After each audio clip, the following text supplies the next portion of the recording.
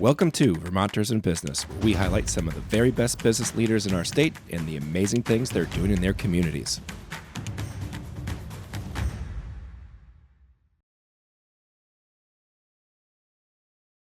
People of Vermont, welcome to Vermonters in Business, where our mission is to highlight the businesses and business leaders in our state that are doing incredible things in both their work and in their communities.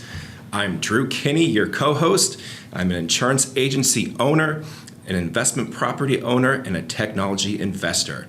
Joining me, as always, is Travis Spencer. He is a serial entrepreneur, a local business enthusiast, shop local all day, every day, and of course around here we know him as a world-class insurance agent. King of the hot take, Travis Spencer. How are we doing today? Doing great. Let's go. All right. Let's keep it rolling. I love to hear it.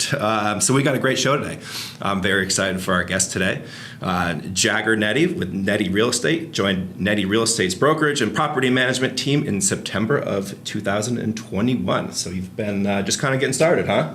Coming up on 2 years. Yeah, but I know you spent a little time there before. Yeah, probably during college, I spent summers there. And yeah, and just growing up around it, right? That's going to happen. I was involved. Yep. Involved since a young age. So you're born and raised in Colchester, Vermont, and you've decided to make Burlington your home. Yeah, I came back after spending 4 years in Beverly, Massachusetts. Yep, Endicott. And decided that, big cities weren't for me. And decided that I like Vermont and love the seasons and the mountains and skiing and awesome. Making it my home again. Very similarly, I lived in the Washington, D.C. area after I graduated college for 4 years, and then I decided to move back. So I can get it. It's Vermont has a draw, It does. It's always home. Yeah, it's good to have young people coming back, though, so we're definitely glad you're here.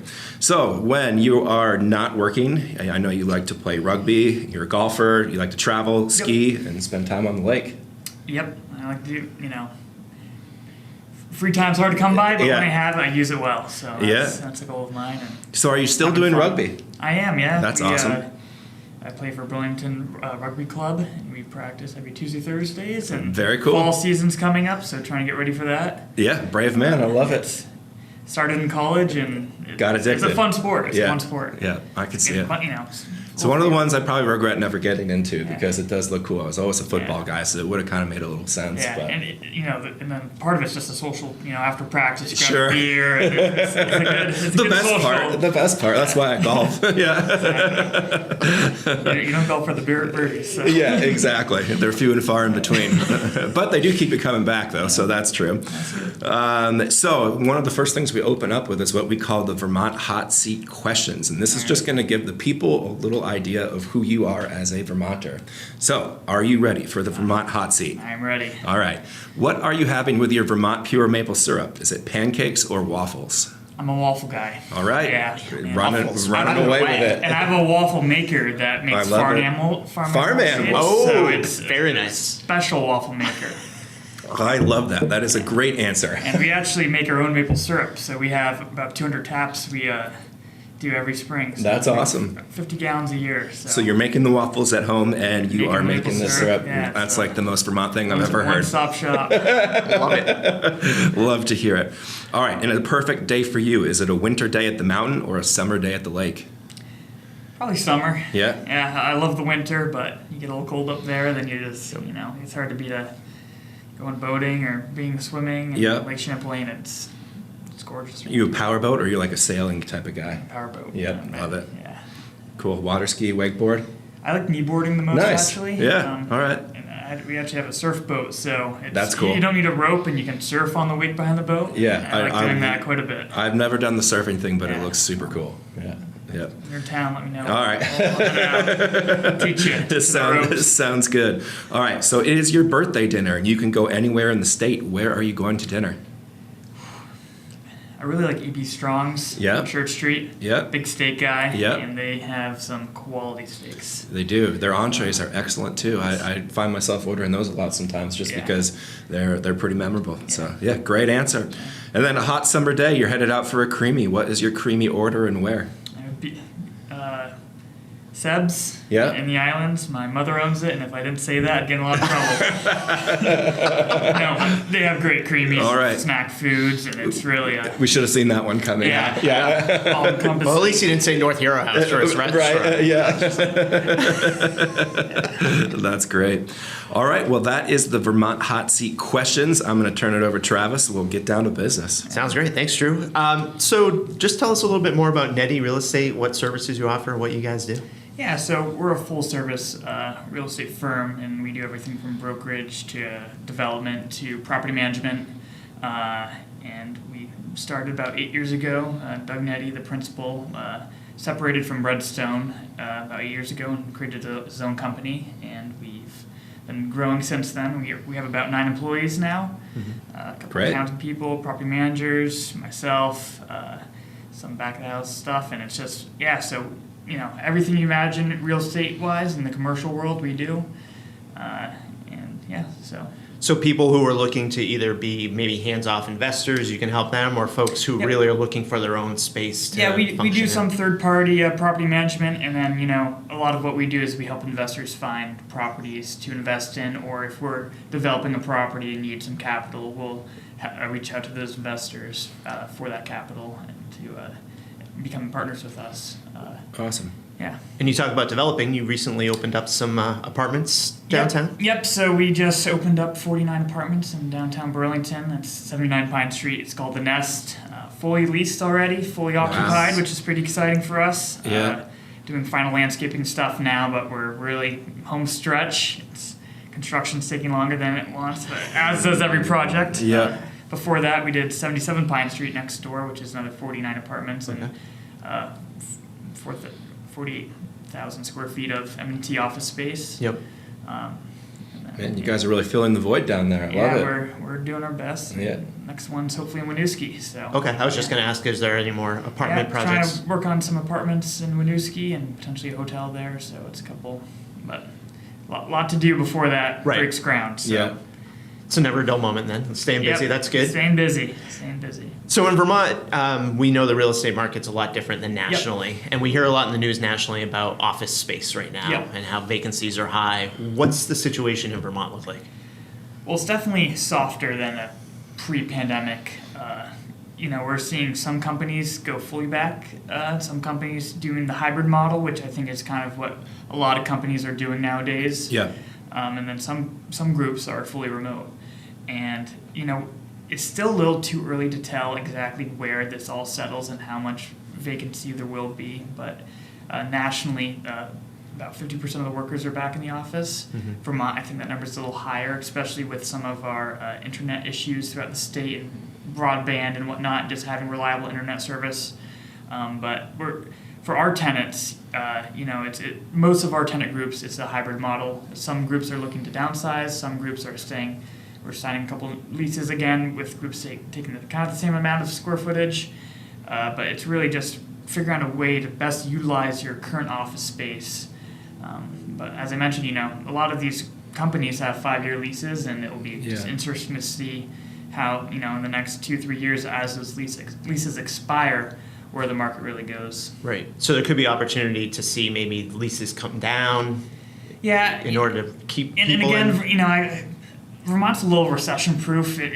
Not fully, obviously, but because we're a little smaller, our peaks aren't as high when things go crazy, and our lows aren't as low. So there will always be a demand, and it's a popular place right now, and a lot of people are moving here, and we're seeing a lot of co-working office spaces come into existence, and just repurposing of office spaces to draw people back into the office.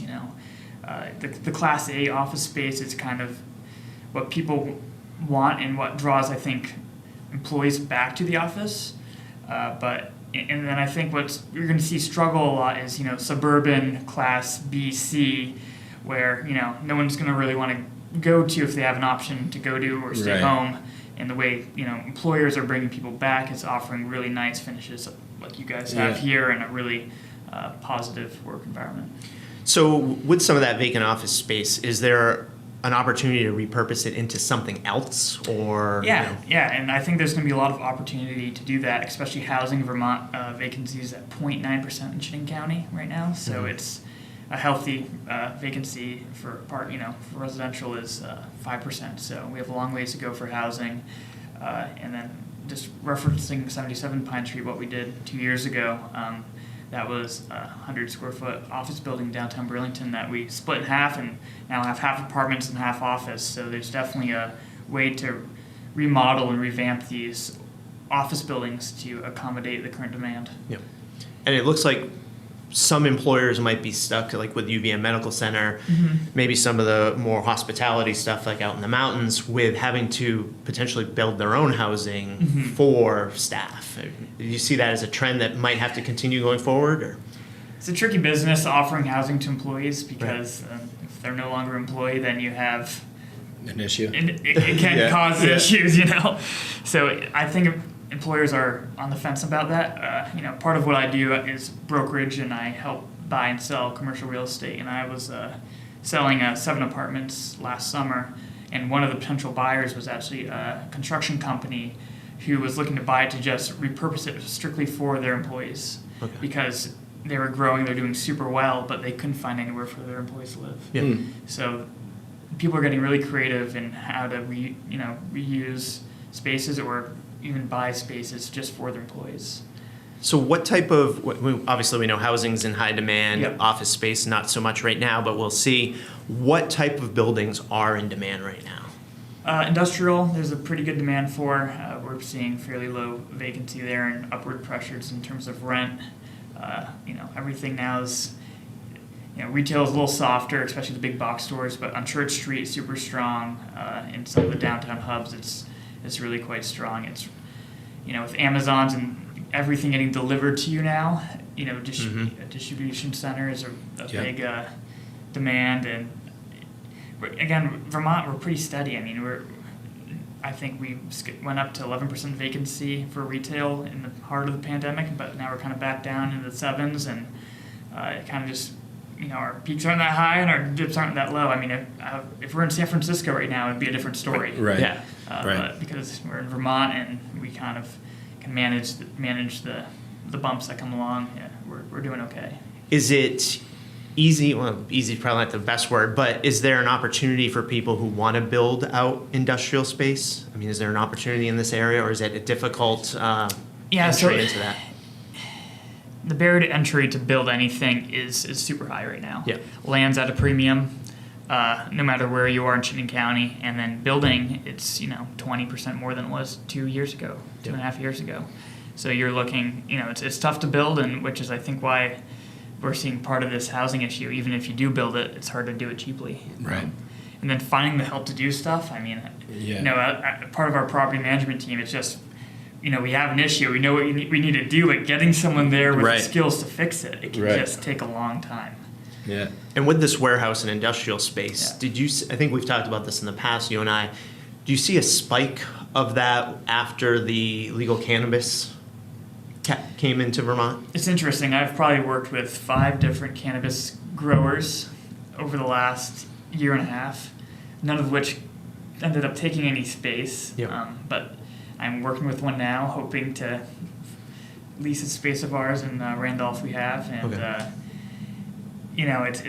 it's the new gold of the century, really. I mean, there's a big demand for it, and we don't have enough growers right now in Vermont to keep up with the demand. So until we reach that point, I think it's going to be going to be a premium to have space. Yep. And then part of their process to even get their license, they have to identify their space and rent it before they even have it. So for a lot of these startups, it's tricky to get the capital to rent a space, get it going, revamp it, and then apply for your license because you have to identify that before you get it.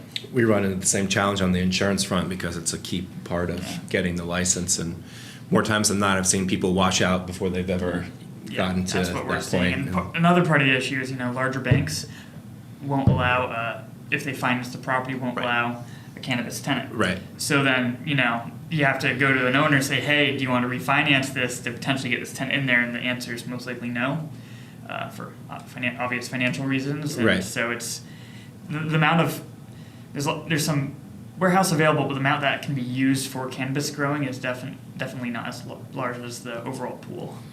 Because I know that was going on in Maine when Maine Yeah. a few years ago legalized it. People were gobbling up warehouse space left and right. Yeah. But to your point, Drew, I think a lot of this will kind of fizzle out, and Yeah. there's only Yeah. going to be a few. Some will stick, some won't. Yeah. Yeah, But- definitely. Do you have any? Yeah, I was just going to ask you to put on your crystal ball. So you're relatively, All right. new into Yeah. the industry, right? Yeah. Or I shouldn't say that. You've been around for a little bit, but you're early in your career is what I'm Yeah. trying to say. What parts of the industry are you most passionate about that you want to try to build out more of or dive more into? So personally, I like the development side of things. Yeah. I like, I've been a part of now 3 or 4 different development projects that remodeling and revamping and building new buildings. I like doing that part. It's fun. Yeah. From the designing it to watching being occupied, and then along those projects. And I love the brokerage side of things. Trying to kind of step away a little bit from the property management side. Yeah. Gets a little. Yep. It's a little cumbersome at Yeah, times, yeah. but especially in terms of the crystal ball of where things are going, I think Vermont is becoming, especially as we get a little warmer temperature, more and more desirable, and especially during the pandemic, Travis. Mm-hmm. I mean, you see how many new Oh, yes. homeowners came from out Yep. of state. Yep. I see the demand in tourism continue to increase, and demand for housings and people retiring here just continue to go up. So it's definitely a draw for years to come, I hope. I love it. Yeah, I mean, it's got to be pretty rewarding to see, drive by a building and think that from the ground up you helped develop Yeah, that. it's pretty cool. Do you have your own hard hat in the office? That's what I need to. Yeah. Not in the office, but I do Keep have it a in the hard car. hat. Keep it in the car. Yeah, Okay. Yeah, I can't bring it in the office. Yeah. God. Walking. Just walk in with your hard hat on. Yeah. Yeah.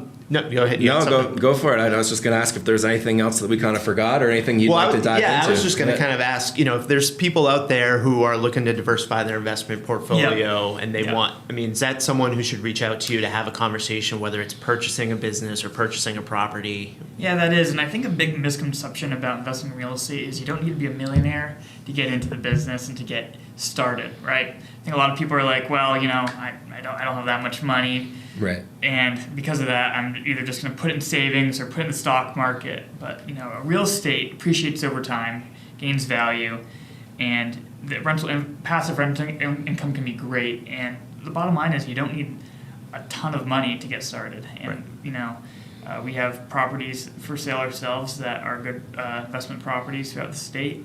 And if we don't have a property that fits well for an investor, we can do a search for them. And we have a broad network of commercial real estate brokers who we work with. We're really kind of a nice tight community and try to make sure everyone's happy in the state and has, have what they need. Because that's the thing probably with commercial real estate that's different from residential is, residential you can just go on Zillow or something and find it. Where commercial, there's probably a lot of deals brokered behind the scenes that folks don't know about. And I'd say, probably, I'm just throwing a number out there, 50% of commercial sales are probably off market. Yep. Yeah. And maybe a little less than that, but a large majority of them are off market. And it's who that that's your in versus, going on Zillow or for commercial real estate, it's LoopNet or Crexi, Right. and just scanning what's available because those properties, are pretty low cap rates and are kind of Been there for a little bit. and Yeah. it's Been picked over. We put our properties on there, which doesn't mean they're picked over. Yeah. We do our job marketing our properties and our third-party clients, but it's important to know people in the industry. Otherwise, it's unlikely you'll find something that really fits your bill. Yeah, so definitely if you're looking to get into that, reach out. Yeah. Start have someone in your hip pocket. And we have a great team at Nedde Real Estate. We have 4 brokers or 4 real estate agents and a marketing person, and we do a good job of searching for you if we don't have the property in hand of what you're looking for. How can people find you? Nedde Real Estate, our website. My contact information is there, or you can email these lovely insurance agents That's and right. connect us Of course. as you need insurance. Yeah. Anything we missed? Anything you want to add? No. I think we Hit the nail on the head. Yeah, Love it. Thanks for having me. Yeah, well, Jaeger, we appreciate your time, and this has been Vermonters in Business. If you guys know of anybody out there that we should feature or have on the show, we'd love to have them. Shoot their name across. We'll get an invite out, and who knows, they might be the next guest. All right. But yeah, thanks. Appreciate it, man. Yeah, thank you guys. Yeah, good stuff.